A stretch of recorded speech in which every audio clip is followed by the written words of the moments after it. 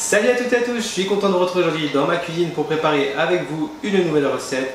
Et aujourd'hui on va préparer une délicieuse courgette farcie à la truite, à la tomate et à la mozzarella. C'est une recette super simple et super sympa à réaliser. Donc si vous voulez voir comment la faire, venez avec moi, c'est parti! Commencez par couper l'extrémité de vos courgettes, puis coupez-les en deux dans le sens de la longueur.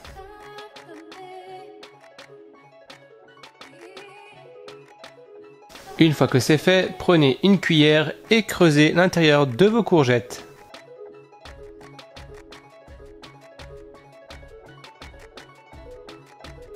Maintenant, beurrez un plat.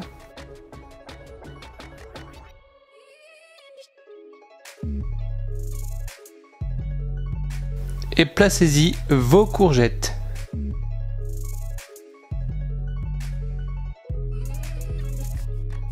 Maintenant, prenez une tomate, coupez-la d'abord en rondelles, puis coupez-la en petits dés.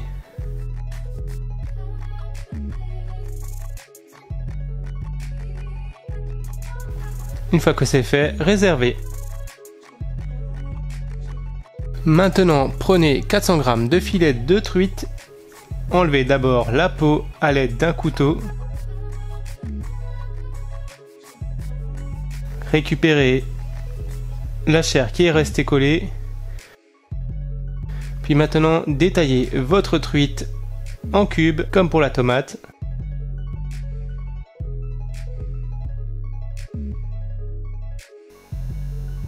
Allez retirer à l'aide d'une pince à épiler que vous aurez bien nettoyée et désinfectée.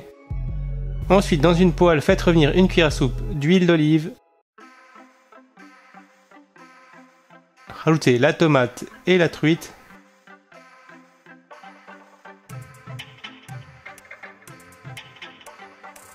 Venez rajouter du sel et du poivre.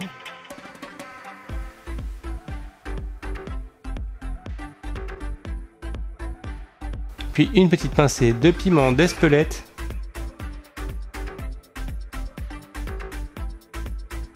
On rajoute 10 centilitres de bouillon de volaille. Et on va laisser cuire à feu moyen pendant 3 à 4 minutes. Une fois que c'est prêt, vous pourrez retirer du feu. Et vous allez maintenant placer cette préparation dans vos courgettes creusées préalablement.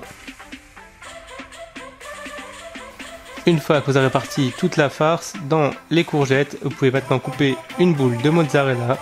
On coupe d'abord des tranches.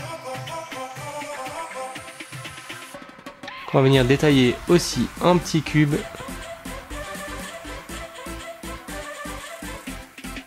Qu'on va venir placer ensuite au-dessus de nos courgettes farcies. Une fois que vous aurez mis partout de la mozzarella,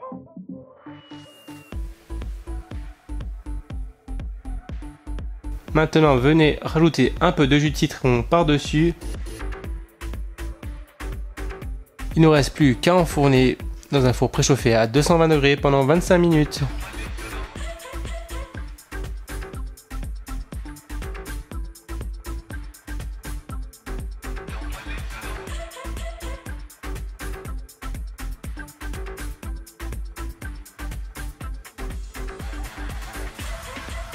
Voilà, maintenant que vos courgettes farcies sont cuites, il ne nous reste plus qu'à les disposer sur une assiette et à déguster. Bon appétit!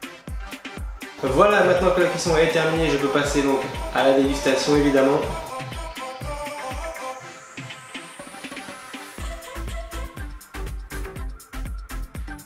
Et donc mon verdict, cette recette est sympathique, même si moi le petit point négatif c'est que le poisson est un petit peu trop cuit, donc je pense qu'il faudra peut-être d'abord faire cuire un petit peu la courgette avant pour que la cuisson de la courgette et du poisson soit optimale, parce que là c'est vrai que le poisson est un tout petit peu trop cuit et un peu sec. Et sinon c'est une recette vraiment super sympa que j'ai découvert. Donc voilà, si cette recette vous a plu, n'hésitez pas à la tester chez vous, à la liker, à la partager. Et moi je vous retrouve bien sûr dès mercredi pour une nouvelle recette. En attendant, je vous fais des gros bisous. Je vous kiffe. Ciao!